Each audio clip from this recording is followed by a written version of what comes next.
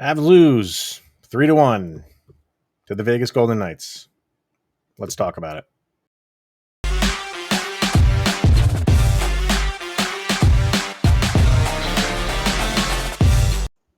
What's going on, everyone? Welcome to the Locked On Avalanche podcast, part of the Locked On Podcast Network, your team every day. I'm your host, Chris Maselli, with another episode of the podcast dedicated to your Colorado Avalanche. And as always, thank you for making this your first listen of the day. It is always appreciated. What's not appreciated is a loss by the Avalanche, 3-1 to Vegas. Is my finger on the panic button? No, it's nowhere close to it. It's still October. You know, you're not going to win a championship in October. Is frustration setting in? Sure, we can say that it is, but panic? No panic. But we'll get to the 3-1 loss for the Avalanche and another questionable call. I don't even want to say it's questionable, horrible call. But is there going to be anything after? That is now the big question. And I'm willing to guess there is, but we'll get to that. First things first, follow the show on social media outlets, LOPN_Avalanche on Twitter. Search for Locked On Avalanche on Instagram. Questions, comments, concerns, opinions, go to lockedonavalanche@gmail.com. And check the show's YouTube page on YouTube. Just search for Locked On Avalanche, hit the subscribe button, and get notified whenever a new show goes live. All right, so you thought the Avalanche would be up for this game right from the jump. A good win in Tampa. You know, like we said, that 3-game road trip went from bad to better to best, and you thought you were on a good trajectory. But Sam Girard out of this game, thanks to the Steven Stamkos hit, who threw another one in the Buffalo game, by the way. No penalties and no subsequent punishments for Stamkos on either of those two hits. Ridiculous. And it makes it even more ridiculous if what we are going to hear from Department of Player Safety on Jack Johnson. We'll get to that in a minute. But overall, you thought the Avalanche were going to come out firing. I felt pretty good about where they were after that Tampa game. And yeah, sure, you know, they were down Girard. They brought up Jacob McDonald. And I thought that signified he was going to take the place of Girard. Not the case. Curtis McDermott did. And if you follow me on Twitter, you know that my reasoning behind why they put in Curtis McDermott was to kind of settle the score between the Avalanche and Keegan Kolesar for his hit on Bowen Byram last year that ended Byram's season. That didn't happen. It didn't happen between McDermott and Kolesar. It happened between, I guess, Jack Johnson. But I don't think Johnson was going after Kolesar for that purpose. He was making a hockey play on him, and he was checking him and kind of hip checked him. And they threw the book at him. They gave him a 5-minute major, game misconduct. And then there was something else that they gave to him, I think, for the fighting. And you could even question if it was a penalty to begin with. They wanted to get him for interference. Interference is the only thing that you could possibly call on that. But if you look at it, the puck is there. Is if Johnson doesn't hit Kolesar, he plays the puck. It's close enough to him that he can play the puck. You can tell that Johnson is trying to time it right, and maybe his timing was a little bit off. It wasn't so far off. It wasn't so egregious that he deserved a game misconduct and a 5-minute major on that. That is incredibly ridiculous. If they had given him a penalty, I think it would have been one of those, like a 2-minute minor. I think it would have been one of those on the verge, yes or no things. To come down that hard on him is laughable. It's laughable. And what's going to be even worse is because of that, Department of Player Safety is now going to get involved. If Jack Johnson gets anything, I I want to say if he gets a fine, I'll be happy with that, because the way that things are going for the Avalanche when it comes to our players getting suspended and things that happen to the Avalanche that don't get suspended, I'll take a fine at this point. If they suspend Jack Johnson a second for this, we already have massive problems with how the NHL hands down suspensions and punishments and fines. If they give Jack Johnson a second of suspendable time, we got an issue on our hands. Not that we don't already, but it's gone to another level if they suspend Jack Johnson for this. That was horrible. And now you're down him the rest of the game. And, if you had Jacob McDonald, you could have done more being down a guy than you could ever do with Curtis McDermott. The McDermott thing is a failure. He had, where's my stats? 2 hits today. 2 hits. He's out there to hit people. He's out there to check people. And he had 2 hits. And a lot of people are on him for that first goal that Vegas got. Yeah, his positioning wasn't the best. I don't know. Outside of that, the Avs have to get going off of the bat. I am just getting. If you're watching on YouTube, you see that I shaved my head, but I want to grow my hair so I can rip it out, because the way that this team starts is I don't. You had a very good game against Tampa. I mean, were you complacent because you came back home? Just I haven't heard Jared Bednar's comments on it. I'm willing to bet he uses the phrase "their sticks were not active." They weren't. They kind of just skate around. They wait for the puck to come to them, and then when they make offensive transitions, they kind of just skate into danger. They were dumping and chasing a lot. It got better. It got better as the game went on when it comes to forechecking. And they were getting more opportunities, but they didn't have a presence at the net front. I didn't check out the heat map for the game, but I'm willing to bet not much is going on in front of the net. And that's where any team succeeds, not just the Avalanche. That's what you're supposed to do. But they're just off. They're still off just a little bit in their passing.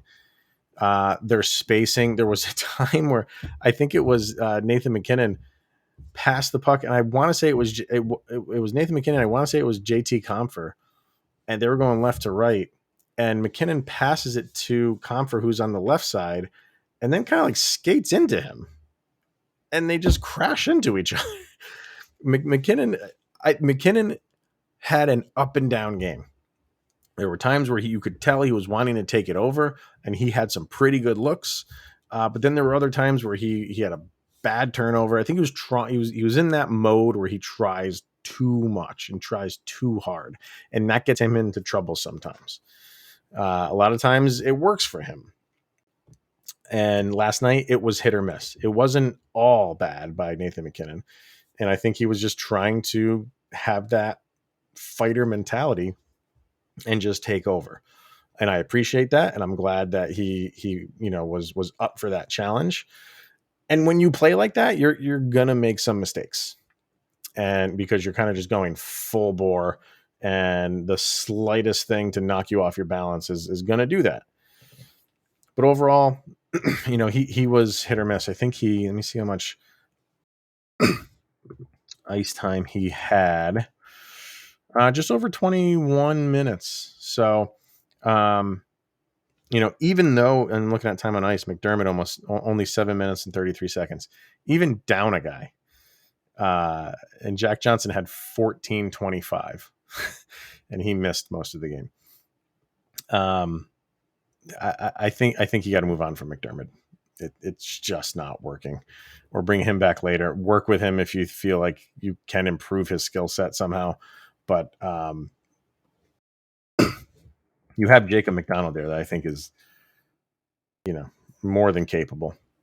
And like I said, you could have done more with him being down Jack Johnson than you could do with McDermott. So we'll get into kind of more of this game, kind of specifics and where the Avs go from here. And like I said, it's not panic time for me, but I'm sure for a lot of people it is.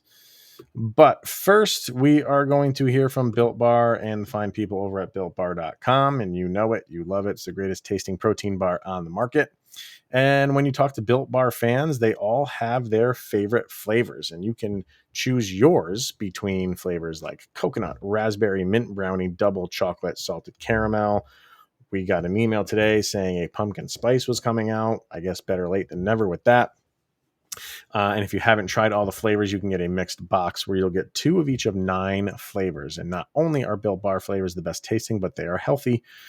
They have 17 to 18 grams of protein. Calories range from 130 to 180. Only 4 to 5 grams of sugar. Only 4 to 5 grams of net carbs. All amazing flavors, all tasty, and all healthy. So go to BuiltBar.com right now. Use the promo code LOCKED15, and you will get 15% off of your order. Once again, use the promo code LOCKED15 for 15% off at BuiltBar.com. So individually, let's see. Scoring went, the Avs got down early. They got down 2 goals in the first. Chandler Stevenson and then Riley Smith. And the Stevenson goal came 2 minutes in, and that's not what you wanted. I mean, you're coming off, like you said, a good end to your road trip. You're playing at home, and 2 minutes in, and the opponent gets a goal. Okay, that's obviously not the end of the world. A lot of game left. And then Riley Smith gets one. And at the end of the first, you're just not, you don't have much going on. Shots on goal were even, and they were even pretty much throughout the game. In the first, they were 10-10, but it just didn't seem that way. It was just one of those kind of pedestrian periods for the Avalanche. And it's oddly enough in the second period where they seemed to start to improve. And like I said, the forecheck got better in the second, but they only had 8 shots on goal in the second, which is where they got their 1 goal, which was Cale Makar's first of the season. But everything was coming difficult for the Avs. Vegas doesn't make things easy for you. They have a good defense, and we saw this in the playoff series last year. Once they started to clamp down, they are very good at gap control, and they're very good at taking away what you're trying to get. They're very good at keeping you outside the dots. They don't give you really good looks, and you have to work for everything. I wasn't expecting this to be a blowout. But, there was a couple times when you have those opportunities, the Avs had a couple of them, you've got to take advantage of them. And if you don't, it's like you don't know when the next one's going to come around. And Gabe Landeskog had a very good opportunity with a wraparound attempt, which he had an open net. And I think a defender on Vegas just got enough of his stick where he couldn't get enough strength to just force a goal home. But he had a half of a wide open net for him on a wraparound that just didn't go in. And stuff like that. When that didn't go through, you were like, it's going to be tough to find another opportunity that good. And the Avs really didn't get one. They really didn't. They weren't getting rebounds. They were, kind of like snapshots or wrist shots from the outside. Rebounds were almost non-existent or just not going to where they were. It was tough. It was a tough game, which is what you're going to get against Vegas. And this time he just didn't come out on top. The power play, again, I don't know what's going on. Another thing from the game prior in Tampa that you had some, you could feel like it was improving. Even though they were 1 for 6, I think, in that game, you at least saw looks and you saw plays develop. In this one, it was awful. They only had 2 of them, 0 for 2, but not much doing on either of the power play. That's got to improve. That's a big part of their game. And when you're not getting goals on the power play, you're gonna have a bad time. Shots on goal again, almost equal. Golden Knights won it 29-27. I guess that's better. Is this their first game holding an opponent to under 30? It might be. Maybe the first game against Chicago. No, I even think that game Chicago got a lot more in the second. I'll have to go back and check, but you held the team under 30 shots on goal. Keep improving on that. You did hold Vegas. At least you didn't give up Vegas's first power play goal of the season. So I guess that's a plus. Vegas apparently is the only team who has not scored a power play goal this year. And I'm glad they didn't do it on the Avs. As far as, individuals go, Logan O'Connor you got almost 13 minutes of ice time last night, and that's good. And I hope that continues to improve because that kid works his tail off. Every time he is out there, he is giving 110%. And there was someone who commented on one of the YouTube videos saying, like, could he be that Matt Calvert? Could he be that Matty Hustle? And I said, yeah, he could definitely be that. You're not going to expect him to really be an enforcer type. Like he's going to throw down with guys. Like Matt Calvert wouldn't back down from anybody. And he was that whole package. O'Connor's not built that way to be like a fighter, but in terms of hustle, yeah, he absolutely could be. So he's playing fantastic. He doesn't have anything to show for it. At least last night he didn't. He was a -1, but he's fun to watch. And as the season goes on, I think him on that fourth line will be a force to be reckoned with for other teams. They're going to have to start planning how to contain a Logan O'Connor on the fourth line. Can you imagine that? At least you got to know where he is. He sneaks up on you. He is fast. He's fun. He's a fun player to watch. I thought Ranta had a decent game. Not a lot of ice time for him, and not a lot of ice time for Martin Kaut. But again, Ranta, when he was out there, had a good opportunity, a good look. I want to say I think it was Jason Megna who threw a pass from behind the net to him. Just didn't get a lot on it. The big three between Landeskog, Rantanen, and McKinnon. Thought this is not going to be a game where they're just going to be able to do what they want at will. They have to try to create for themselves. And I thought they did that as best as they could as the game goes on. But you want to say that these three guys is the best line in the league, so they should be able to take over the game when they're on the ice. And that didn't really happen. There was a lot of times where Vegas held the puck in their offensive zone for the duration of that top line shift, and they didn't get an opportunity. It didn't happen all the time, but they're and that's going to happen. But that was the game plan for Vegas. You could tell when the Avs top line was out, it was collect the puck, get it deep, and keep it in there for as long as you can, and get them off the ice. And then when the Avs would transition, it was hit or miss. Not only hit or miss, but there was not a single odd man rush for the Avalanche last night. Not one. None. Vegas knows how to defend them. They do. They really do, and they know how to do it, and they do it well. So I don't know if it's a blueprint for other teams to follow, but Vegas makes it very difficult for the Avs to score. All right, so now what? It's a panic time. I'm not there yet.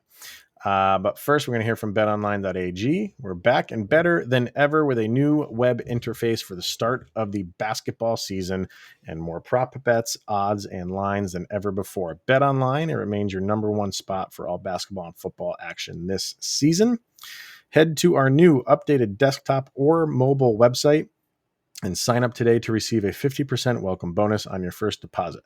Just use the promo code LOCKEDON to receive your bonus from basketball, football, the World Series, the NHL, boxing, and UFC right to your favorite Vegas casino games. Don't wait to take advantage of all the amazing offers that are available for the 2021 season. BetOnline is the fastest and easiest way to bet on all of your favorite sports.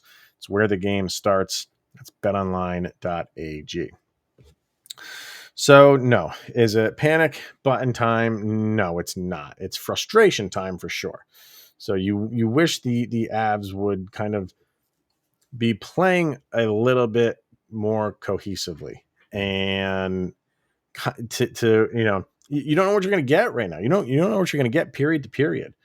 If they were going out and giving max effort every single shift, every single period, every single game, and you're coming out on the losing end, fine. That's going to happen. That's going to happen early in the season. It's going to happen throughout the season. But you can say, sure, we ended up on the wrong side of the scoreboard, but X was encouraging, Y was encouraging. Maybe the one thing that is encouraging was the goaltending. I thought Kemper was great last night. And the couple goals he let in early, nothing in after that, because the third goal was a empty netter. But he played well. I thought he played well overall. The special teams, it's good on one end, it's bad on the other. It's good on the penalty kill. It's not so good on the power play, and that needs to improve. I think the offense will come. I'm not concerned about the offense. They'll figure out how to generate better opportunities and better chances and better looks. And will the defense, I think the defense is incrementally improving. And last night was going to be a challenge because you're still down Taves and you didn't have Gerard last night. So, yeah, overall, not the best game for the Avalanche, but we're still very early in the season and it's still October.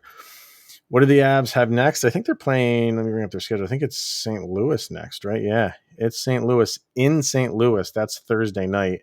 And then another day off and then at home against Minnesota. So, and then after that's back-to-back against the Blue Jackets. So your next two games are divisional games. Big games. And the way that the standings are right now, those are the two teams who are kind of in control right now of the division, with St. Louis 5-0 and Minnesota 4-1. Did either of them play last night? Minnesota, as I'm recording this, is up 2-0 against Vancouver. And St. Louis is not playing Tuesday.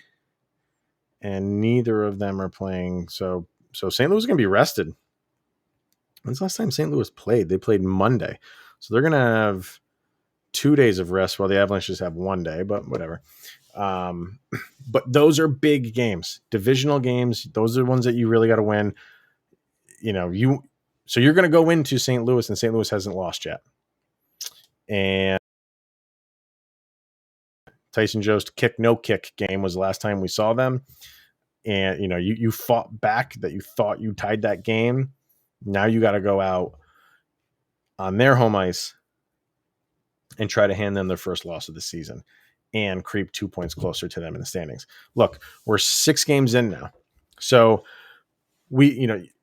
even though you haven't had your full team with Taves and the top three's only played a few games together, you got to stop using that. It's the beginning of the season as an excuse at some point. And I think when you're 6 games in, now you're going into 7 games in, I think, the training wheels are off right now. Now you should be settled in. You should have your game legs. You should be in game shape right now. Doesn't matter who's on the ice. They should all be in game shape. So the Avs do not want to go to 2-5. That just looks bad. So if you can pull within 3-4 and hand St. Louis their first loss of the season in the process and get 2 points closer, and then you have another game against Minnesota, end the week on a positive. Start winning weeks. Fine, you lost the first game, win the next 2. For that week, you're 2-1. That's a victory. And the 2 wins would be against division teams. So you have to start thinking of this in blocks and weeks, and win the week is basically what you want to do. But other than that, I don't know. It's frustration because you're not watching the Avalanche play like that they can play. And I remember last year, for the past couple of years to start the season, the Avs really looked like they were trying to get too cute and make the perfect pass and make the perfect goal and have everything look good. Hockey's a dirty sport in more ways than one. And sometimes you have to get those, disgusting goals and ugly goals and those sandpaper players. And you need that. Those goals count just as much as the beautiful slap shot or beautiful wrister.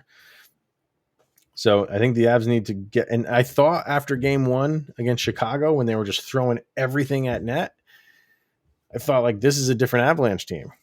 This is how they're going to play. But since then, it seems like they're trying to do things too pretty once again. Stop doing that. Skate hard, throw pucks at the net, get rebounds, see what happens. The old saying, good things happen when you throw things at the net, is true. And the Avs really aren't doing that right now. No odd man rushes, no real true rebound opportunities. It was, let's just take a shot just inside the blue line and see what happens. And sometimes that works. But when you have a full game worth of that, that's the big ask to win that game. So we shall see. All right, we'll be back tomorrow, and we'll probably have some video from some players or Coach Bednar on how he thought the game went. I already know that Gabe Landeskog is not happy about the Jack Johnson call. Thinks it was a clean hit. It was a clean hit. And that's why the only thing you can call there is a 2-minute minor for interference. Other than that, all that extra junk is exactly that junk. So we shall see. We will definitely be talking about that if anything comes of it. Keep an eye on that for tomorrow. All right, everyone. Thank you for tuning in and making this your first listen of the day. It's always appreciated. Make sure you check out Locked On Fantasy Hockey for your second listen of the day with host Scott Cullen as he prepares you for all of your fantasy hockey needs. And we'll see everyone tomorrow. It's always appreciated, everyone. Have a good one. See you tomorrow.